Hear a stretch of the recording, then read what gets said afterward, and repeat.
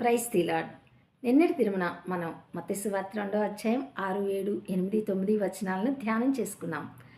మరి ఈ రోజున మనం మత్తయి సువార్త 10వ వచనాన్ని మనం ధ్యానం చేసుకుందాం. వారు రాజు మాట విని బయలుదేరి పోవుచుండగా ఇదిగో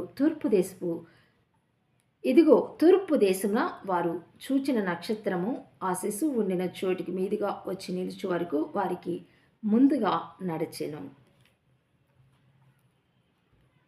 తూర్పు దేశపు జ్ఞానులు రాజు మాటలు విని బయలుదేరి వెళ్ళిపోతున్నప్పుడు వారికి దారి చూపించింది ఎవరు అంటే ఏ మనిషి కాదండి, దేవుడు ఆకాశంలో ఉంచిన ఆ గొప్ప నక్షత్రం.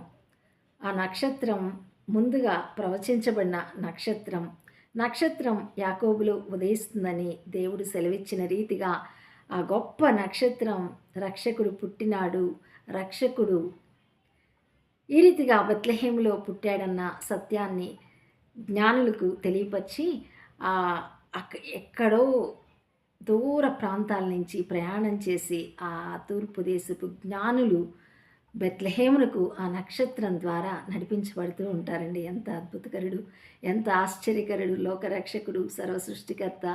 ఈ రీతిగా సృష్టికర్తను పూజించడానికి, కొనియాడటానికి తూర్పు దేశపు జ్ఞానులకు నక్షత్రం దారి చూపించిందండి.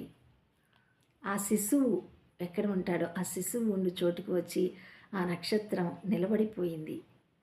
ప్రైజ్ ది లార్డ్, హల్లెలూయా. దేవుడు ఈ వాక్యమును మన ఆత్మల మేలు నిమిత్తమై దీవించి ఆశీర్వదించునుగాక. ఆమేన్.